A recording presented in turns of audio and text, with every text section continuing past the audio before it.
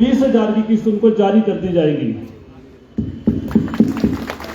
अब हमें उम्मीद है कि जल्द ही माननीय मुख्यमंत्री महोदय हमारे जो अन्य मुद्दे हैं, जो हमारे पे एरियर है, जो डीए 1 जुलाई 2022 से दिया गया है, उसकी 21 महीने का जो एरियर है वो बकाया है, उसके लिए भी जल्द निर्णय लेंगे। और जो हमारा सैलरी का जो एरियर है डिवीजन ऑफ पे स्केल का जो 2016 से है, उसके लिए भी जल्द हम उम्मीद रखते हैं कि जल्द उसके बारे में निर्णय लेंगे। साथियों, समस्या कर्मचारियों कभी खत्म नहीं हुई हैं। डीए हमारा हक था, मिला है, हम उसके लिए तहे दिल से इनके धन्यवाद करते हैं। साथियों, इस मंच से हमने एक डिमांड उठाई थी। जो पुलिस वाले कर्मचारी साथी हैं, उनको जो बस की सुविधा दी जाती थी उसके बारे में आवाज उठाई थी, जो कि सरकार ने खत्म कर दी थी। 110 रुपए उनके उसके लिए कटते थे, लेकिन जब हमने यहां से आवाज उठाई उसके बाद सरकार ने उसको पुनर्विचार किया और उसके लिए 500 रुपए का चार्जेस रखे उस सुविधा को देने के लिए। मतलब 110 से 500 रुपए किया, तो उससे यह साबित होता है कि जो हमारा वित्त विभाग है वो ये मानता है, सरकार में जो बैठा है, कि महंगाई जो है 5 गुना बढ़ गई है। सरकार खुद मान रही है ना कि 5 गुना बढ़ गई है। तो हम अनुरोध करना चाहेंगे सरकार से और प्रशासन से कि जो हमारा सीसीए अभी 250 रुपए मिलता है, तो महंगाई तो उसमें भी बढ़ी है, तो वो कम से कम 5 गुना तो कर दिया जाए, क्योंकि 1999 से वो अभी रिवीजन नहीं हुआ, उसका 25 साल से उसको रिवाइज नहीं किया गया। तो हम ये भी मांग करते हैं कि सीसीए के लिए भी सरकार विचार करे। उसी तरह एचआरए, आपको पता ही है कि आज एकोमोडेशन का खर्चा कितना है, किराए पे कितना मकान मिलता है। 2012 में एचआरए के लिए डिसीजन हुआ था, उसके बाद कोई रिवीजन नहीं हुआ। तो हम सरकार से मांग करते हैं कि उसका भी रिवीजन किया जाए। कैपिटल अलाउंस जो मात्र 400 रुपए मिलता है, 2017 के बाद उसको रिवाइज नहीं किया गया है, उसकी भी हम मांग करते हैं कि उसके लिए भी सरकार 5 गुना ही, जिस तरह से महंगाई समझते हैं कि 5 गुना हो गई है, तो उसके लिए भी उसी तरह का रेशो रखा जाए। अदर अलाउंसेज, बहुत सारे अलाउंसेज हैं, समय कम पड़ जाएगा, तो उसके बारे में भी हम सरकार से मांग करते हैं कि उनको रिवाइज किया जाए। सेक्रेटेड अलाउंस जो है, जो हमारे कुछ साथी हैं, जैसे विधान लोक सेवा आयोग है, गवर्नर सेक्रेटरी है, लोकायुक्त है, विधानसभा है, स्टेट ऑफिस है, पहले इनको हमारी तरह से सेक्रेटरी पे मिलता है, लेकिन नया पे स्केल आने के बाद हम लोगों का तो रिवाइज हो गया है सेक्रेटरी पे, लेकिन इनका सेक्रेटरी पे रिवाइज नहीं हुआ है। उसके लिए हम सरकार से मांग करते हैं। साथियों, अब मैं अनुरोध करना चाहूंगा हमारे चतुर्थ श्रेणी कर्मचारी एसोसिएशन के अध्यक्ष श्री टेकराम जी से कि वो आए और अपने विचार रखें। श्री टेकराम जी। धन्यवाद। कर्मचारी एकता जिंदाबाद, कर्मचारी एकता जिंदाबाद। यारो भाइयों भी है यहाँ पूछ रहे आप नजर पीछे क्यों, क्या हुआ रोटी की ले हाथ है, क्या मजा पिछली बार हमने इतना हौसला बढ़ाया, ज्यादा रोटी खाएगी कड़ी भुजिया मंगलवार है ना, कर्मचारी एकता जिंदाबाद, कर्मचारी एकता जिंदाबाद। धन्यवाद। मैं सबसे पहले हमारे चेयरमैन जी, बड़ी बहन गीता हो, गेस्टेड ऑफिसर, पीए प्राइवेट सेक्रेटरी, चालक परिवार, पूरे परिवार का और ज्यादा सेवानिवृत्त हमारे यहाँ पे आए हुए हैं, राजभवन से भी, गवर्नर ऑफ लोकायुक्त कमीशन से, सारे भाइयों का बहुत बहुत धन्यवाद करता हूँ। पर चलो ये तो आपको बता दिया जनरल सेक्रेटरी साहब ने, पर अभी मेरी बहुत समस्या है। एक इन्होंने अभी पावर सोर्स भी अभी थोड़ा गड़बड़, स्तंभ की लेट हो गया। दूसरा मेरे जो है एक चमत्कार वाली बात है, कई अफसर है जो कि 40 साल और 36 साल के बाद तैयार हुए हैं कि भाई प्रमोशन यानी बापू की भी होती है, क्लास 3 की भी, ग्रेजुएट की भी, PA प्राइवेट की भी, IAS की भी होती है, पर मेरे क्लास 4 का बंद हो गया। ये 2-3 चीजें अभी इसके लिए मैं चुप नहीं रहूंगा। ये मेरा अध्यक्ष मोदी जी को मीटिंग में भी बताया हुआ है, हर चीज में जो मिला धन्यवाद, आगे भी मिलेगा। ऐसा नहीं रहो, निश्चित रहो। अब हमारी जो गठड़ी खुल गई है, 8% दे दिया 21 महीने में, आगे भी 10-12% मिल जाएगा। कर्मचारी एकता, कर्मचारी एकता। नहीं, कई नहीं बड़े हाथ रखे बांध के, क्यों, क्या बात है, नंबरदार नहीं ठंड लगी, स्वास्थ्य में न फूल बांधूंगा। कर्मचारी एकता, कर्मचारी एकता। मैं आज स्टॉप करता हूँ, मेरी पीठ में दर्द, आज अध्यक्ष महोदय बुलाना, मेरे को थोड़ी छूट आगे। धन्यवाद। धन्यवाद टेकराम जी। जब टेकराम जी बाइट देते हैं ना मीडिया में, तो इनकी बाइट बड़ी पॉपुलर हो जाती है, लेकिन आज कुछ पीठ की दर्द के कारण कुछ जोश इनका कम है। साथियों, अब मैं अनुरोध करना चाहूंगा ड्राइवर एसोसिएशन के अध्यक्ष श्री अमर जी से कि वो आए और अपने विचार रखें। श्री अमर जी।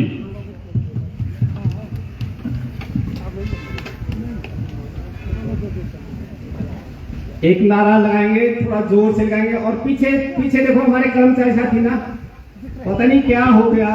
अगर मुख्यमंत्री महोदय ने एक किस्त आपको दे दी, इतनी दूरियां पकड़ ली आपने हमारे से। आइए आगे, आइए साथियों, आगे आगे। ऐसा नहीं है, बहुत कुछ लेना है अभी, और हम आपकी आवाज है, हम आपके सिपाही है, हम नेता नहीं है। आवाज उठाते हैं, आपके लिए उठाते हैं, हम अपने लिए कुछ नहीं ले रहा, अपने लिए हमारे लिए प्रसाद दे दिया सरकार ने, और देती भी रहेगी, ठीक है। उस प्रसाद को हम ग्रहण कर रहे हैं, तो इसलिए आप लोग साथ नहीं देंगे तो मुझे नहीं लगता है हम सक्सेस होंगे। मंच पर यहाँ उपस्थित हमारे कन्फेडरेशन के चेयरमैन संजीव शर्मा जी, सभी एसोसिएशन के अध्यक्ष, महासचिव, सम्मानित पदाधिकारी, यहाँ पर हमारे पेंशनर संघ के पदाधिकारी, सभी साथी, मीडिया के सभी सम्मानित साथी, यहाँ पर इस आम सभा में उपस्थित सभी सम्मानित अधिकारी, कर्मचारी साथी, सर्वप्रथम मैं महासंघ की ओर से और सभी कर्मचारी साथियों, चाहे वो सचिवालय के हों, चाहे हमारे पूरे हिमाचल के कर्मचारी पेंशनर साथी हों, ये श्रेय हमें नहीं जाता, ये श्रेय जाता है 3.5 लाख कर्मचारी पेंशनरों को। ये उनकी मेहनत है, उनकी आवाज है जो सरकार तक पहुंची, और माननीय मुख्यमंत्री महोदय द्वारा हमें 4% महंगाई भत्ते की किस्त जारी की गई, और वेतन जो 1 नवंबर को मिलना था उसे भी 28 तारीख को देने की घोषणा की गई। हम उसका स्वागत करते हैं, धन्यवाद करते हैं सरकार का, मुख्यमंत्री महोदय का। साथ में मुख्यमंत्री महोदय ने जो चतुर्थ श्रेणी कर्मचारियों को एरियर जो 2016 से 2022 तक का वेतनमान का उसका 20,000 रुपए प्रति कर्मचारी देने की घोषणा की, हम उसका भी स्वागत करते हैं। लेकिन सरकार द्वारा मैं माननीय मुख्यमंत्री जी को बताना चाहूंगा इस मंच के माध्यम से, कहीं ना कहीं हमें मुख्यमंत्री महोदय हमें बांटे मत। हम भी कर्मचारी है, क्लास 3 वाले भी कर्मचारी है, उनके लिए भी महंगाई है, क्लास 2 वाले भी है, क्लास 1 वाले भी है, पेंशनर भी है, उनके भी परिवार है, उनका भी सब कुछ, उनका खर्चा कैसे चलता है, उनका परिवार कैसे चलता है। तो मैं माननीय मुख्यमंत्री महोदय से निवेदन ही करूंगा इस मंच से, जहां तक बात रही हमारे अन्य मांगों के, एरियर हमारा 2016 से पिछली सरकार में, जैसे हमने पहले भी बताया था, ज्यादा डिटेल में जाने की कोशिश नहीं करूंगा, 50,000 दिया, उसके बाद कोई भी हमारा एरियर नहीं मिला। एक वित्त विभाग द्वारा पीछे एक अधिसूचना जारी की गई थी 0.025, और वो कितना 35-36 साल में पूरा होना था, तो हमने उस सभी कर्मचारी साथियों ने उसको रिफ्यूज किया था। उसके बाद आज तक हम एरियर का इंतजार भी कर रहे हैं। डीए की एक किस्त मिली थी अप्रैल 2024 में, जिसका एरियर 21 महीने का, वो भी अभी लंबित है। उसका भी हम माननीय मुख्यमंत्री महोदय से हम निवेदन करेंगे, हमारा एरियर, डीए का एरियर जो भी है इस वित्तीय वर्ष में कम से कम थोड़ा थोड़ा करके दे दें, यही हमारी विनती रहेगी। बाकी साथियों, आप ये मत समझे कि आज की ये गेट मीटिंग, इसके बाद हम गेट मीटिंग नहीं करेंगे। गेट मीटिंग ये होती रहेगी, ये आपको आज मैं बताना चाहूंगा। क्यों? क्योंकि हमारी मांगे लंबित है। ये मत सोचो जब भी हम कॉल करेंगे तो गेट मीटिंग में सभी साथियों को आना पड़ेगा, क्योंकि ये सब लोगों की डिमांड है, ये हमारी डिमांड नहीं है। जब तक सरकार ने आज अगर कुछ दिया है, आगे भी तभी मिलेगा अगर हम संघर्ष करेंगे। संघर्ष नहीं करेंगे, हम साथ नहीं चलेंगे तो सरकार तो तोड़ेगी। पेंशनर साथियों को 75 साल से ऊपर दिया, बाकी भी तो पेंशनर हैं, बाकी तो उनका घर कैसे चलता होगा, उनका गुजारा कैसे चलता है। तो सरकार तो करेगी डिवाइडेड रूल। तो माननीय मुख्यमंत्री महोदय से मैं निवेदन करना चाहूंगा, माननीय मुख्यमंत्री महोदय, आपका हिमाचल प्रदेश, पूरा हिमाचल प्रदेश आपका परिवार है। हम सारे 3.5 लाख कर्मचारी और पेंशनर भी आपके परिवार का हिस्सा है। तो सभी को जो भी दें आप, थोड़ा दें बहुत दें, सभी का ध्यान रखें, यही मैं निवेदन करना चाहूंगा। इसी के साथ आप सभी का बहुत बहुत धन्यवाद। जय हिमाचल, जय सचिवालय। धन्यवाद अमर जी। कर्मचारी एकता, कर्मचारी एकता, कर्मचारी एकता, आवाज दो, आवाज दो। साथियों, यही आवाज पहुंची थी सरकार तक, तभी डीए मिला है। तो इसलिए जरा जोर से आवाज लगाएं ताकि जो बाकी हम मुद्दे उठा रहे हैं वो भी पहुंचे उन तक। कर्मचारी एकता, कर्मचारी एकता। साथियों, 11 तारीख की जो कॉन्फ्रेंस थी मुख्यमंत्री जी की, उसमें मुख्यमंत्री जी ने ये भी अनाउंसमेंट की थी कि वो प्रदेश के युवाओं को रोजगार मिले, इस दिशा में भी काम कर रहे हैं। इस घोषणा की भी हम उनका स्वागत करते हैं, धन्यवाद करते हैं और साथ में अनुरोध करते हैं कि जो भी खाली पद है उनको एज पर RNP रूल भरा जाए। क्यों भरा जाए? क्योंकि प्रशासन कुछ आउटसोर्स पर भरने की चल रही है। आउटसोर्स भरने से क्या नुकसान हो रहा है युवाओं को? जो युवा कई वर्षों से सरकारी नौकरी के लिए तैयारी कर रहे हैं, वो सरकारी नौकरी से वंचित रह जाते हैं क्योंकि उनकी पहुंच तो होती नहीं। आउटसोर्स तो ठेकेदारी प्रथा है, जो ठेकेदार का जानने वाला वो लग जाएगा। तो भाई वो आदमी कहां जाएगा जिसकी कोई पहचान नहीं है, उसकी केवल मेहनत कर रहा है। तो इसलिए हमारा सरकार से यह भी अनुरोध रहेगा कि जो खाली पद है उनको एज पर RNP रूल भरा जाए। अगर मैं सचिवालय की बात करूं तो सचिवालय में लगभग 600 पोस्टें खाली पड़ी हैं, जिसमें से अगर मिनिस्ट्रियल कैडर की बात करूं तो लगभग 350 पद खाली पड़े हैं। उसके लिए हमने बार बार आवाज उठाई, सरकार से अनुमति मिली केवल 50 पद की। अरे भाई 350 पोस्टें खाली है, 50 पद से क्या होगा? अब 50 पद की भी जो रिक्वेजिशन गई चयन आयोग को, उन्होंने मना कर दिया कि हमारे पास भी हम नहीं भर सकते हैं, हमारे पास ऐसा कोई उन्होंने कुछ दिक्कत बताई। तो हमारी सरकार से मांग रहेगी कि 350 पोस्टें खाली, तो कम से कम फर्स्ट फेज में कम से कम 150 पोस्टें तो भरी जाए।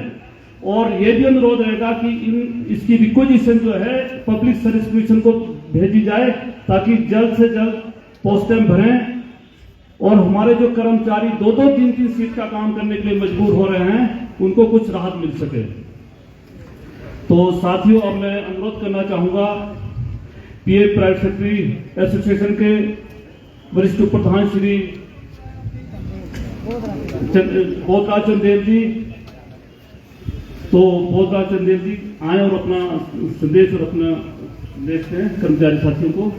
कर्मचारी एकता, कर्मचारी एकता, कर्मचारी एकता, आवाज दो, आवाज दो। हमारे सचिवालय सेवाएं महासंघ के प्रधान श्री संजीव शर्मा जी, महासचिव कमल शर्मा जी, हमारे विभिन्न एसोसिएशंस के पदाधिकारीगण, और इस सचिवालय के प्रांगण में उपस्थित सभी अधिकारियों कर्मचारीगण व दूसरे विभाग से आए हमारे कर्मचारीगण, पेंशन एसोसिएशन के सभी पदाधिकारीगण और हमारे लोकतंत्र का चौथा स्तंभ मीडिया, जो हमारी आवाज आप तक पहुंचाते हैं और हमारी मांगों को सरकार तक पहुंचाते हैं, उन सभी का मैं स्वागत करता हूं, अभिनंदन करता हूं और धन्यवाद भी करता हूं। साथियों, ये सबका एक मिला जुला प्रयास है। हमारे पूरे प्रदेश के कर्मचारी अधिकारी अगर एकजुट रहेंगे तो सरकार हमारी सब मांगों को मानेंगे और हमने भी सरकार को पूर्ण सहयोग दिया है और देते रहेंगे। बीच में काफी दिनों से हमारी ये समस्याएं हम उठाते रहे हैं। बीच में हमने सरकार का पूरा सहयोग दिया, विधानसभा सेशन आया, उसके बाद सरकार ने हमें बोला कि जंगल हाउस स्थगित करो, हम वार्ता करेंगे। वार्ता भी हुई, उसके कुछ सकारात्मक परिणाम भी निकले। लेकिन साथियों, ये एकजुटता हमेशा बनी रहनी चाहिए, क्योंकि गीता में भी कहा गया है, संघे शक्ति कलयुगे। अगर हम संगठित रहेंगे तो कलयुग में संगठन का ही महत्व है, बाकी इंडिविजुअल हम कुछ नहीं है। तो साथियों, कर्मचारियों और अधिकारियों ने हमेशा सरकार की नीतियों को आगे बढ़ाने में हमेशा योगदान दिया है, उसमें सभी का योगदान है। आज की परिस्थितियों को देखते हुए कितना एक कर्मचारी अधिकारी बहुत सारी सीटों का काम देख रहे हैं, पद खाली है। और अभी हाल ही में माननीय मुख्यमंत्री महोदय ने हमारी मांगों को मद्देनजर रखते हुए और पूरे प्रदेश के कर्मचारियों, अधिकारियों, विभिन्न संगठनों, पेंशनर संगठनों की आवाज को समझते हुए और महंगाई की इस चरम सीमा को समझते हुए जो महंगाई भत्ता देने की घोषणा की है, हम उसका स्वागत करते हैं, अभिनंदन करते हैं। साथियों, बहुत सारी बातें हैं, आज हम कोई ज्यादा कुछ नहीं कहेंगे। आगे की रणनीति भी हमारे प्रधान महोदय और जनरल सेक्रेटरी महोदय, आप बहुत सारे अभी इश्यूज है। एक तो हमने सरकार से मांग की थी कि जो हमारे कर्मचारी, चुने हुए कर्मचारियों के ऊपर प्रिविलेज मोशन और मेमो जैसी प्रथा शुरू की है, तो हम माननीय मुख्यमंत्री महोदय और प्रशासन से अनुरोध करते हैं कि इसको अविलंब वापस लिया जाए। जब हम कर्मचारी भी सरकार का सहयोग दे रहे हैं, देते रहेंगे, लेकिन इस तरह की जब कार्यवाही, एक तरफा कार्यवाही होनी शुरू हो जाएगी तो गुस्सा तो आएगा ही। तो मेरा माननीय मुख्यमंत्री महोदय से विनम्र अनुरोध रहेगा और चीफ सेक्रेटरी महोदय और सचिवालय प्रशासन और दूसरे प्रशासन के अधिकारियों से भी कि ये जल्द से जल्द सरकार और कर्मचारियों के बीच में एक अच्छा संबंध बना रहे, उसके लिए इस तरह की कार्यवाही को स्थगित करें, ताकि हम प्रदेश के विकास में अपना सभी अहम योगदान दें।